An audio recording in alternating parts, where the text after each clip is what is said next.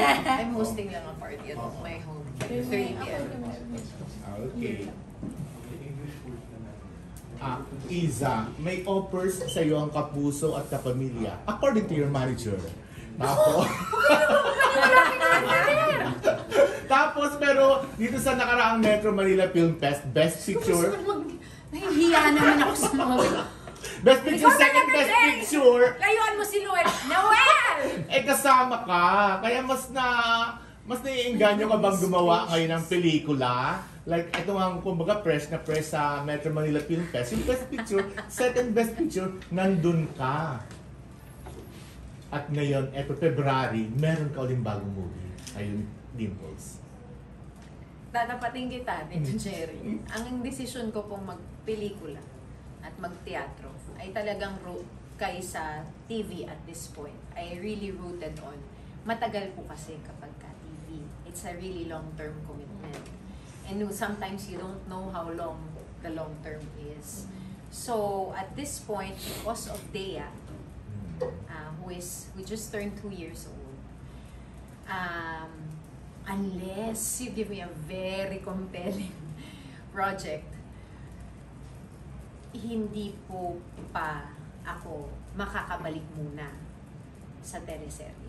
Just at this point, because I really would like to give most of my time to Dea. Ngayon po, bakit teleserye? Ay, bakit films at saka theater? Theater kasi, I mean, except dun sa Tech Week at saka sa shows mismo, most of it, nakaka-uwi ako ng dinner time, bedtime. I may even get to do other things, but not really, because mahalayo yung tirahan. Films because alam ko kung kailan matatapos. Like, I knew this was gonna be 8 days. For the cameos, I knew it was also all I could take on while doing a play. So, managed ko yung time. So, siguro po, in as much as I do miss teleserye, at saka pinaka-ano pala sa akin, yung may makakasalamuha ka, may mamimit kang mga tao, tapos sasabihin, kailan ka babalik?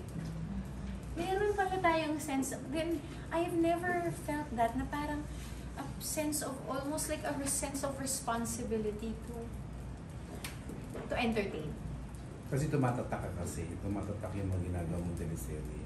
Thank you po. Hindi ko alam ko pong ganun, or is it thank you, or is it because also I've been doing it for a long time, so they're used to seeing me always on TV. I mean, my first lead was in 2004 in Te Amo. So parang, but then when I think about it, parang I've also given a lot naman. Sa totoo po, my bank account wants me to. I want to say that, di ba? Di ba? Well, teleserye, because again, mahaba. 3 times a week, at least. But, may panahon po para sa lahat. At iisa lang po ako. Hindi ko na po pwedeng hati-hatiin pa yung katawan ko the way I used to. And so, I'm very grateful for projects. And siguro if I do a cameo in a teleserye, that's fine. But I haven't done, there hasn't been an offer that was short enough. So, parang at this point, ito muna, and I'm very grateful na. Talaga namang ask and you shall receive. Yun pala talaga yun. So, thank you Lord for providing. Para nakakapagtrabaho pa rin ako. Nagagawa ko ang mga bagay na mahal ko, passionate about, and still to fulfill my first job, which is to be a mother. Thank you. Thank you. Ako Noel. Pinag-uusapan ng first batch, second batch kanya doon sa baba. Lalo ka daw gumanda.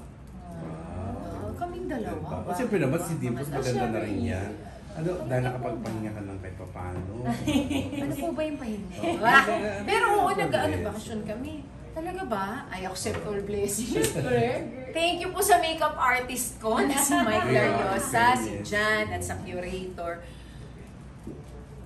Ano po bang nagawin ko? Baka po dahil nagtan. Hindi kaya. Your face. Grabe, ganda. Lalong gumanda.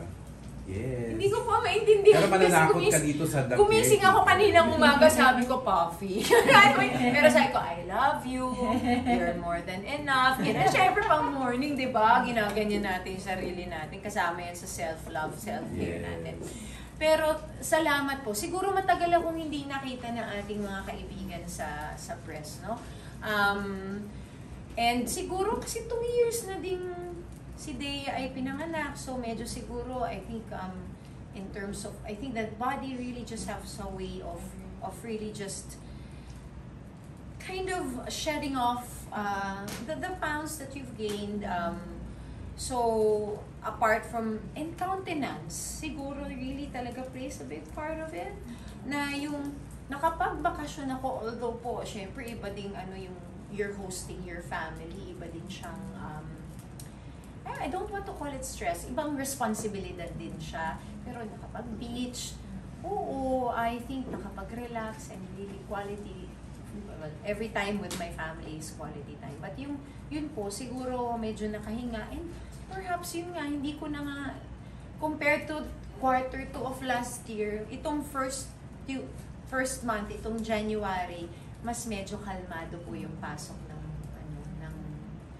taon. So siguro po yung talagang magaan-gaan pa. Hindi ba yung At least magandang mananakot. Diba? Mananakot naman kayo dito sa Pare-pareho kaming mananakot dito at natatakot in different ways. Sa trailer pa lang, iba na ang thank dating. Grabe. you. Bago tong ninyo, horror film nyo na to. Bago din talaga siya. Yes. For both Dimples and Lisa. Thank you. Kasi sa the genre of Caretakers is horror, thriller, suspense. Sa Hollywood kasi now, napapansin sila more for the substance, and then yung reaction nila is finally may napapansin ng acting piece for horror, suspense. Do you think, locally speaking, mas mahirap magpapansin as an actress if that is your genre? I think ultimately, if that were the goal, it is really very difficult to achieve. No? Mm-hmm. I think for us, at least I'd like to speak for myself, in terms of being recognized, it is something that just follows, at least for me. The main goal for me is really to affect the audience. Mas yun yung lagi kong iniisip. Pag inisip mo kasi, okay, you come on set and you think, kailangan mapansin yung pag-arte ko dito, or kailangan ma-recognize yung pag-arte ko dito, mahihirapan ka talaga to be at par with the kind of standard that you're putting up for yourself, no? I like to think that any particular project, movie like ours, is always a collaborative effort, no? So, while I want to top the best that I have done prior to this project, I also don't want to take away the amazing abilities of those I am working with at the moment, no? I am part of, so I'm a member of the Academy for IMs. I judge for them. I judge also for Asian Academy almost yearly, and also an elite member of the Asian Academy. So when you are part of an academy and award-giving bodies that are international, you get to see the whole different world that they can also offer. So makikita mo yung pagkakaiba ng mga gawa natin dito sa Pilipinas at pagkakaiba ng sa lahat. And while Demi Moore is being recognized now for The Substance, it's a super amazing film. Iba rin kasi yung, so iba rin talaga yung timing ng lahat. And much as I want to compare my timing to theirs, and even our timing as our film industry in the Philippines to theirs, medyo malayo pa talaga tayo doon. Sa totoo, to be frank, in terms of technicality, ang hirap niyan. Yung mga gamit nilang equipment, we are striving always for that. Oras. Which and, means money.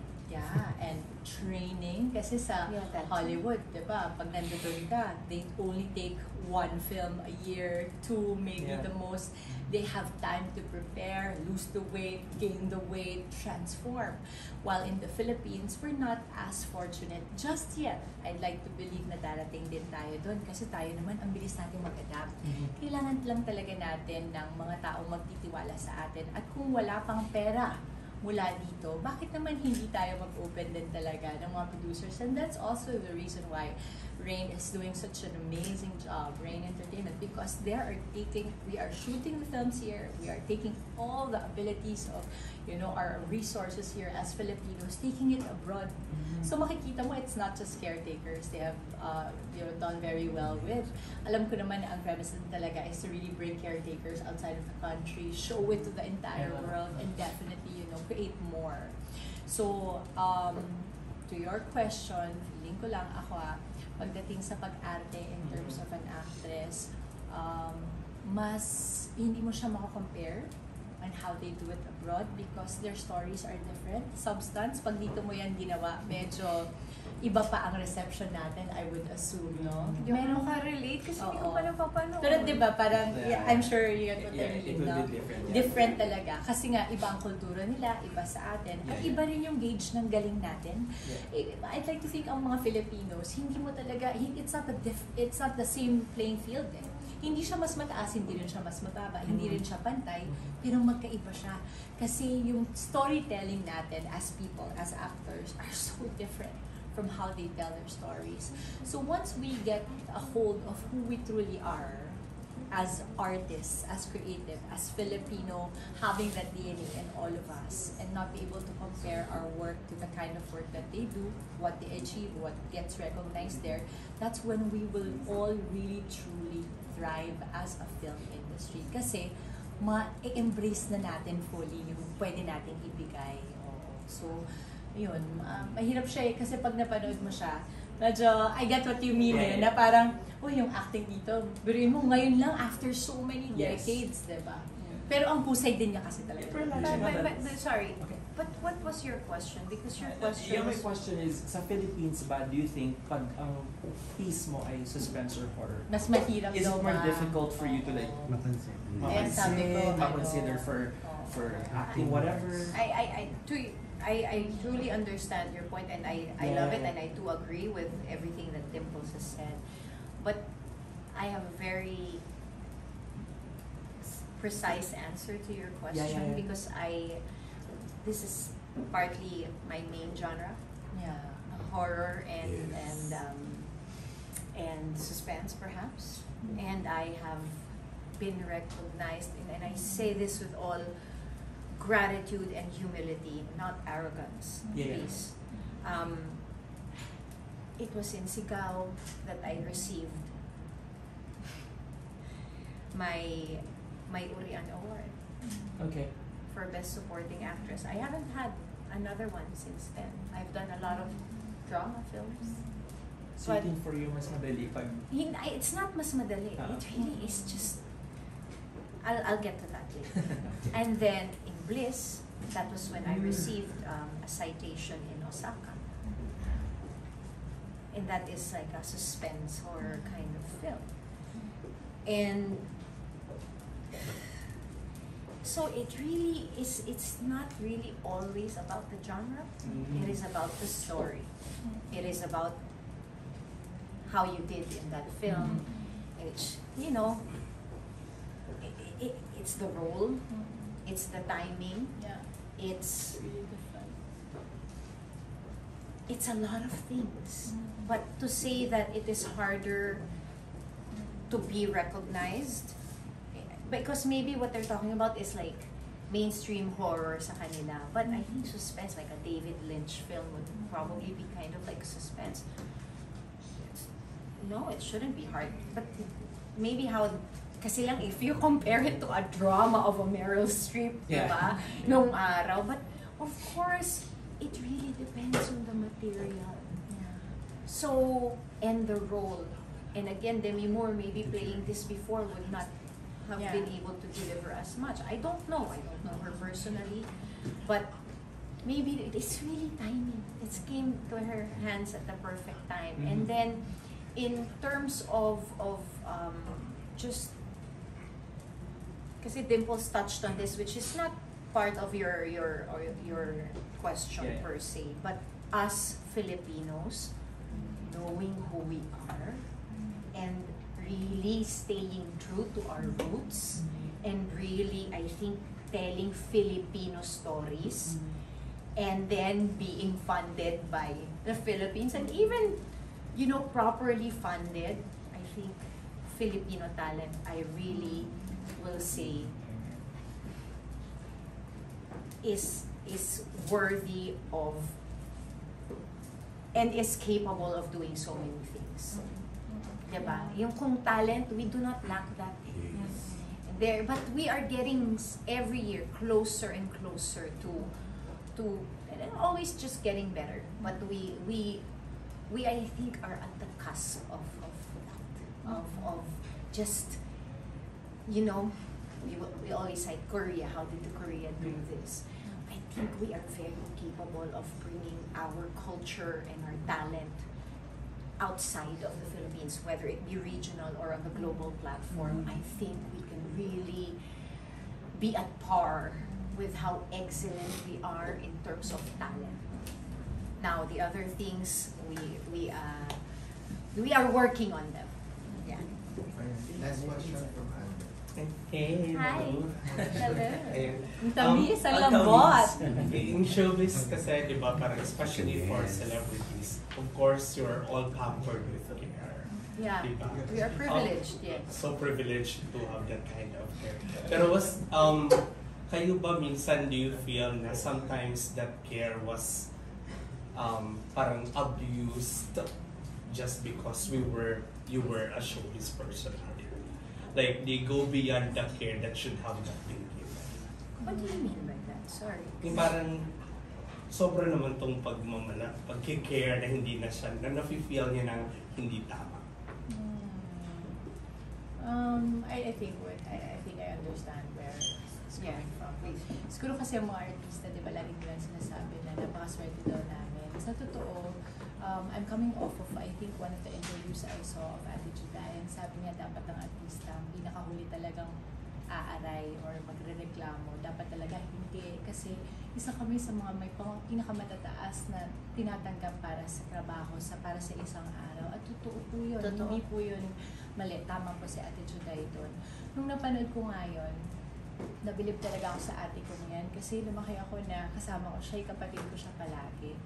At isa yan sa mga bagay na nakita ko na she lives by it. No? And totoo yun, sinasabuhay niya yun. Na si ate, kahit na nung time na nagmamara-Clara kami, wow, the biggest show ever talaga. Ay, Esperanza, sorry, not Mara-Clara. Esperanza pala. Mara-Clara, part 2, pero yung remake na. Esperanza. Baguhan ako noon, 12 years old ako noon. At nakikita ko talaga na kapag artista ka, grabe, lahat bibigay talaga nila sa'yo. Pero, alam ko rin na hindi yun normal para sa lahat ng tao at hindi yun dapat inaabuso. Ang pagiging mabuti sa'yo ng mga kapwa mo, no, sa industriya, no, ay kasama na lang dahil nakasanayan nila na ang mga artista noon ay lagi talagang ibinibigay ang lahat ng kailangan nila. Ang resources noon mas madami. Ngayong mga panahon ito, may budget constraint na talaga tayo at ang bawat artista ay dapat makaintindi sa ganun. Maaaring pwede nating i-value, i-appreciate yung ganong klase ng treatment. Lalong-lalo na dito sa set namin, alam mo, totoo yun, spoiled kami. May fruits kami, yung kape namin. Craft service. Wow. Pero hindi lang Not para, just for us, hindi lang just for para the sa mga entire artista. production. Para sa Sa rin, lahat. ganun So, sila. kung Yes. crew ka, staff ka, kasama ka ng artista, pwede kang pumunta doon, welcome ka. And this is a whole new, it is a very, very Practice. welcome change, a practice, if I may. In the of, Philippines. Yes, in the Philippines of Rain Entertainment, because nararamdaman mo na ang pag-aalaga ay hindi lang nakatuon para sa mga artista. Kung tutuusin kami, pagka umulan ang unang napayungan yung artista. Kapag natapos ang take, ang unang bibigyan ng upuan yung artista, samantalang yung mga cameramen natin na ang bibigat ng mga dala nila. So bilang artista, kapag nakikita mo to, hindi mo naisipin artista ka, isipin mo tao ka. At kung ikaw makatao ka, pag nakita mo na ang cameraman mo ay 60 years old na or mas matanda sa'yo, kanina pa hawak-hawak, ibigay mo na ang upuan. Para sa akin, ang pag-aabuso ay nangyayari lamang kung ikaw ay hindi nakakaintindi ng pagiging makatao. Kung ikaw may malasakit ka sa katrabaho mo, at hindi lang to para sa artista, ha? Para ito sa lahat ng industriya na ginagalawan natin, whether it is corporate, wherever you are working, no? you always make sure that the courtesy and respect you give to people should not be dictated because of their status in life or their position in the environment. Boss ka, hindi ka boss, security guard ka. Ikaw yung PA, ikaw yung driver, ikaw, lahat ng to deserve respect, deserve courtesy, deserve appreciation. So, the best for me, na role models na gumawa ng ganitong klase ng walang pinipili, edad, status of what, ang artista. Kasi kami ang laging tinitignan kung anong ginagawa namin. Di ba, pansin mo, pag ang artista nagkamali, ang laking bagay. Pag merong gagawing maganda, nagiging role model ka. So, para sa mga kapwa namin na artista, to your point, I would encourage na kung kaya mong magpakita ng pagmamalasakit at pagpapakumbaba, tayo ang unang gagawa nun. Kasi tayo yung lagi nilang tinitingala Pag artista ka, lagi kang tinitingnan ng pagganito di ba? Ang laki-laki at ang ganda-ganda ng tingin nila sa'yo, kaya nga pag nagkakamali ka, parang broken-hearted ang lahat, di ba? But in truth, we're all just people. No? Nangyayari yun. So, I talaga, for one, experience this na kung sino pa yung mga veteranong artistang katrabaho namin, sila Tito Tirso, Tita Vilma, yun pa ang pinakamababa sa lahat. Yun pa ang pinaka talagang humble sa lahat na nag-aalaga sa lahat. Kasi pag nakita mo ang pinakamataas na estado o posisyon, kagaya ng isang veteranong artista, nagbibigay pugay sa mga taong nasa paligid niya at nagmamalasakit sa paligid niya, siya ang magiging ehemplo nun. Siya ang susundin ng lahat. Sorry, is that what you meant? Because when you framed your question, I didn't really fully understand it as Parang ganun na parang tama naman nagkakaroon ng abuse of kami ang nang-abuse or kasi both sides. Because no, sorry, just this is how I understood it, is that we are being taken care of, and are people abusing the kind of care that's why I couldn't. But I love your answer, and that I adhere to that, and I think that's been my practice from day one. But kasi I was thinking about it na parang inisip ko yung is there too much care and that it's wrong? That is the question I think it's not that it's wrong. It's just that I wish that it were given to everyone else as well. Yeah, because care is not wrong. Care is what we all deserve. But it's not an egalitarian system wherein we give it to everybody equally. Yes, it's very selective, and that's why I was trying to understand. Sorry, it's just I was really trying to process it. But if it's about, do you think that actors are given a lot of care? Yes, a lot of privilege. Beyond pa our set. We get away with so much.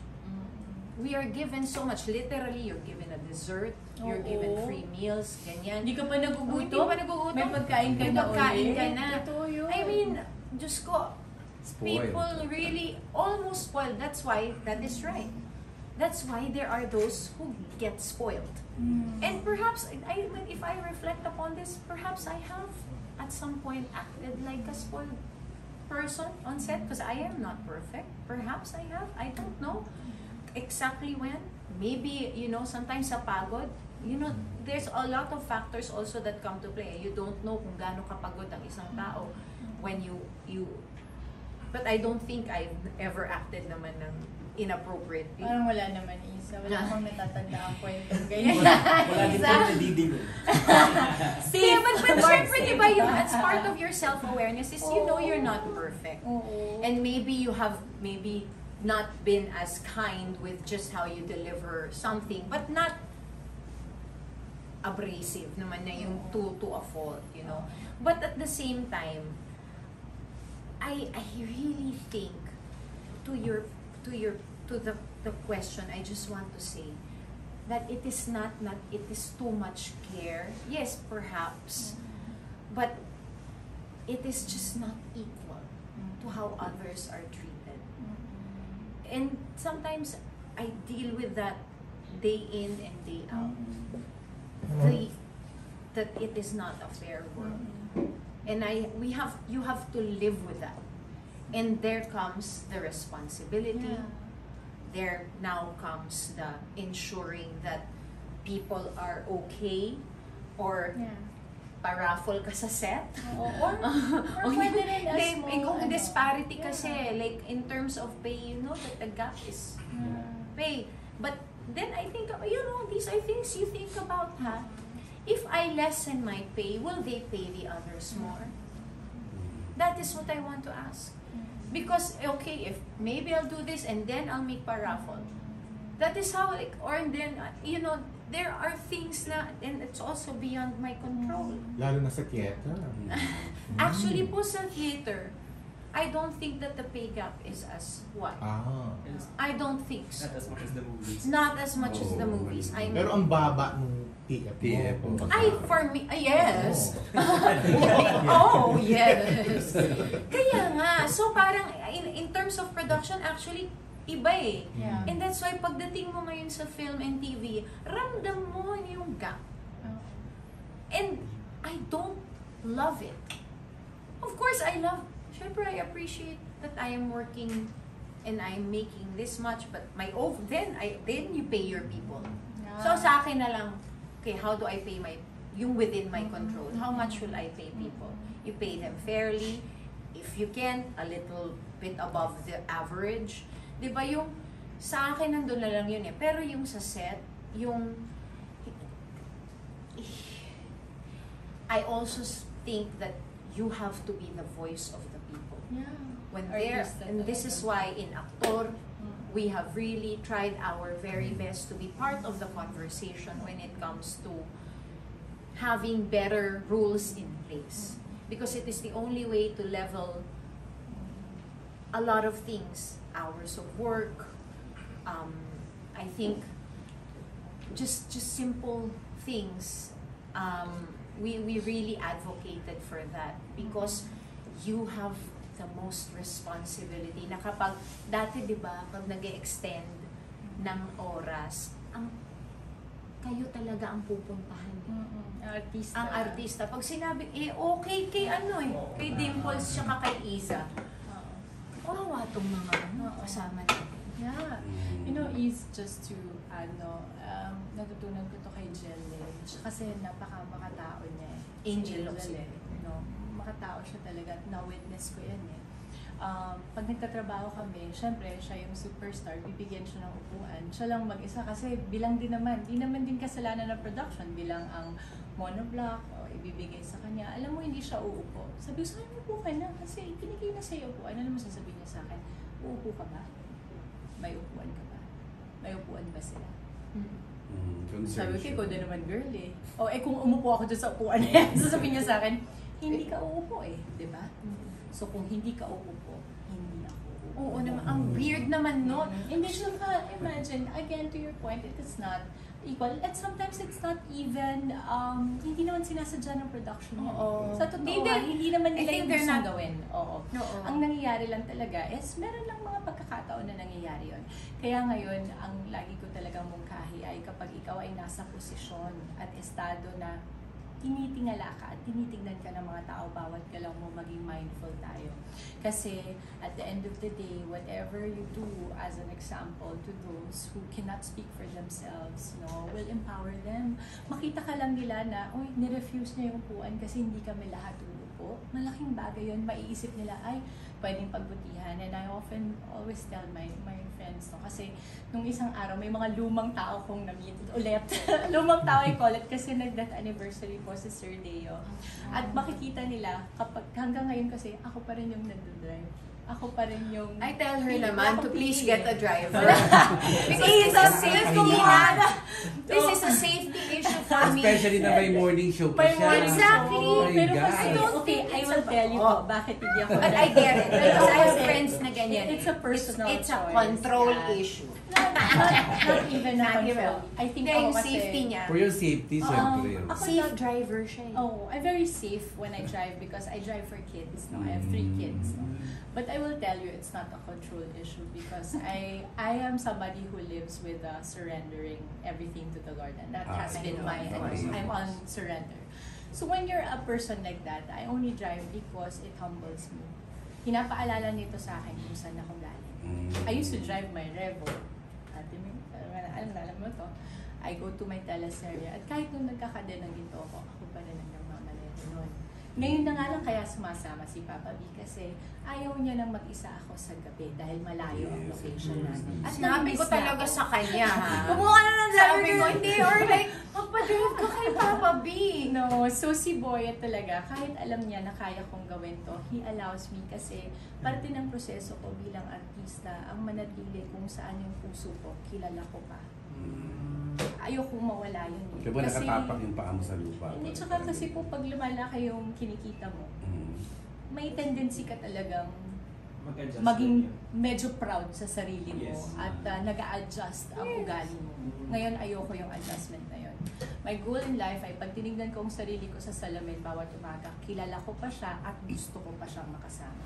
Dahil kung hindi ko na gusto ang sarili ko, may problema tayo. And driving for myself, having to get my clothes, and I still do this on shoots up until this point, helps me. So maaaring hindi maintindihan ng iba yung decision na yun. Pero para sa akin, it helps me ground myself at ipaalala sa akin, "Hoy, Dimples, ganito ka nagsimula ah. Kaya pag natapos to, hanggat kaya mo, ganito pa rin." Pero buti na lang may mga nagmamahal sa akin kagaya ng asawa ko. Minsan dinadrive niya ako. At may libre pa yung kiss. Wow! Just to clarify. I think it's very admirable and it's Kaya lagi na kasi ni Isa, "Hoy, Papa B, ang sweet naman." no, I think it's very admirable that but it's also, it's what you're used to. Yeah, sanay And it's kasi ako. sometimes hard to, because syempre ako naman, just because I have a PA and a driver, it doesn't mean Hindi, I'm not hindi. nakatapak sa lupa, Oo, di ba? totoo yun. It doesn't It's a personal follow, it's a choice personal talaga. choice. So, parang, yes, I do have that because there are things that I'm more comfortable na hindi ko kaya yung pagmamanehuhin mo ko ng hindi I'm not a very confident driver.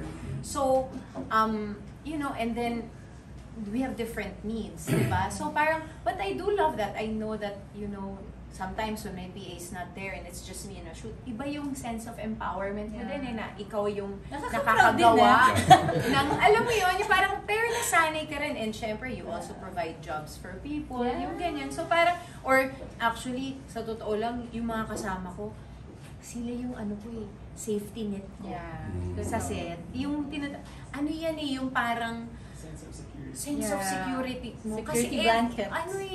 parang hindi mo, sila yun na yung, alam mo, mga kasama ko, simula Encantadia pa. Yung isa, simula Beauty Queen pa. Alam mo yung, talagang, I like to keep the people close to me because they are also my reminders of who I am. And there may have been times that you kind of lose sight of just where you are and you kind of get lost. And so it's always nice to be humbled. And often it is God who humbles you if you don't listen. And Sama- that's my experience. At nangyayari siya talaga. Nangyari na yan sa akin. I mean, di ba, yung parang, I love that season in my life because it makes me a better human. Saka mas masaya pag may kasama, di ba? Just to clarify, Depende din. Depende sa kasama. Agree. just to clarify, sa production na ito, well taken care of Ay, kayo. Baka kasi sobra. isipin na Kasi yung po mga sila talaga sinasabi tunay na ninyo mga eh. caretaker.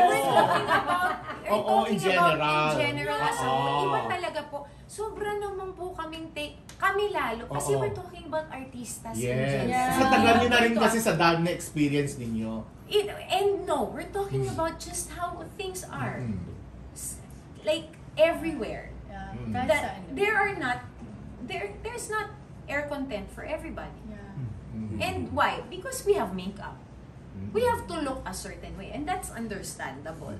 But, the dream is that everybody will have at least some kind of ventilation. So, Rain and Regal in this production, Caretakers, has taken it already one step beyond. Very Craft personalized. service. Yeah. Very Craft personalized. service is unheard of. Bongga. I mean, free coffee. But may 3-in-1 naman talaga before pa. Pero Very this is generous. because they love coffee. So dinadala nila yung coffee machine nila. And fruits for everybody. And cookies. Ay, ayun na nakikita ko. And that's for all Ang sarap din At ang walang magmahal, special cookies yung artista. Oo. Wala kaming special for artists only. Walang nakalagay yan. Para sa lahat. Yes, so that's what I mean. Like little things like this matter. Sana marami pang ganyan producer. Sana, diba? and that's why we need to support production outfits that really want to advocate for at least better systems and better working environments for all. Yan. And ako yung favorite ko lang, yung pinapayungan tayo. Ayoko kasi nagpapapayong. Pero gets ko din naman kung mainit na mainit. Pero lagi ko sabi, guys, hindi na to part ng yung dalhin, alam mo yun, parang I feel too much of a princess. Pag lumapit nga si Kuya sa, Kuya, Ma'am, tuyungan ko po kayo. So, alam mo, sabihin ko talaga, alam mo naman Kuya, na kaya lang kita pinapayagan na magpayong sa akin para may ginagawa ka today. Kasi sasabihin niya, Ma'am, baka mawala naman kami trabaho pag hindi nyo kailangan ng payong. So, imagine, yung ganong complexity na, sige na nga, papayong tayo. Kasi, diba, this is, they take pride, there's dignity in Oo their work. naman. So, you Ako kasi have dahil to gusto ko allow- nagpapaaral. Oo, you have Iba-iba to allow naman. people to do their work. Kasi that's That's- where that empowers them. Oo. And so, They minsan, take pride in it naman. Oo, pero ako lang talaga, kunwari mataas ba yun, uy, alam mo, Miss Diabs, gusto mo pa ng kape? Alam mo, sinasabi ko palagi, and this is how I joke about it. Alam mo, sa laki ng bayan mo sa akin dito, kahit ako pa ang magiling ng beans ng kape mo. Ganon. Kasi at the end of the day, maaaring hindi siya pantay, but every artista has the choice. And I know a lot of veteran actors out there who gets paid this much but comes home half of it because half is given lovingly to the people around them. I will not name names because I'm so sure kilala nyo na sila. So, kung ganon ang molde na sinusundan natin, pwede din natin yun gawin. Ako kasi hindi ko pa kaya magbigay ng ganun. Hindi ko pa rin kaya yung Oo, half, Lord, ha? kasi tatlo po yung anak ko at may mga tuition pa po. Pero Lord, pwede ka magbigay ng mas Pero yan marami. po ang Para mas pangarap. marami tayong pwede ibigay. Gusto ko na maging Bill Gates. Nagbigay ng Ay, pero alam mo, sabi nila nakakatakot daw pag masyado maraming pera. Hindi, nagbigay siya 100 billion. Ah, talaga? Most of his Ayoko wealth, pang he really gave away. Diba? He's known for that. Okay. Lord, okay ako sa 1 billion. For Isa, nag-hit yung movie, no, na yung Shake, Rattle, and Roll Extreme, and your episode is talagang napansin siya, diba? So may pressure ba na itong The Caretakers na showing? Dahil alam mo, siyempre, alam naman natin na believe kayo sa project, diba? May pressure pa rin ba sa inyong dalawa? Like we said this earlier, baka hindi dito sa batch na to. Yung pressure po kasi is something that I'd rather not take upon myself na after I do my job. Parang ano na lang siya kasi once nagawa ko yung trabaho ko sa set, yung ano ko is healthy competition with myself. How am I going to do better? So now, oh God, I didn't do as what I wanted in that scene. Ganyan talaga ako. Yan ang pressure ko is for the next job. Now, for the project itself, as Dimple said earlier, it's just full faith that everything we've done will all come together and that there will be magic there. And then, no pressure, but this is really where you come in. So we are here because we are asking you to help us and Yes, support of us, course. spread the word, so that people will go to the cinemas and watch our films. I mean, Just like Shake, Rattle, and Roll. just like, Pinanood di ba? nila. Oo, Yes. and then nung nag-number 1 siya sa Netflix, di ba? Sana po manood tayo. Tapos yung Netflix, second round na lang. No, because we need to make money for us to produce more films, for us to tell more Filipino stories, for our films to even get better and better and better. We need to support Filipino films. So, thank you for being here. guys. Thank Ito na ba you yung so nakakatakot na pelikula? Para sa inyo yung film na to yung nakakatakot talaga. It's a different kind of Ibang horror kasi siyang story. takot Hindi eh. siya kasi Environmental. Hindi kasi Pop masabi horror. natin eh. Parang pop Mas horror. nakakatakot po pag nakapagsalita kami. Palagay ko doon ako mas pero takot. yung asawa ko po kagabi ay natakot. Oh. Pero we trailer were kasi only takot na kami. Yeah, Nakakatakot nice na eh. talaga siya. Ako naman masabi ko lang parang it is not something you would expect. Oo. Tsaka susundan niyo po ay long story yan. Yeah. You shouldn't just be in it to get scared. Yeah. There is a deep message. So please savor it enjoy it, and please, hopefully, I hope you get scared.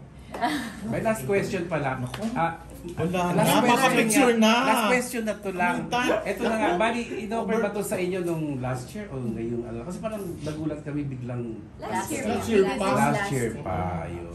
Okay, thank Thank you. you. Picture na kami. Picture na kami. Thank you.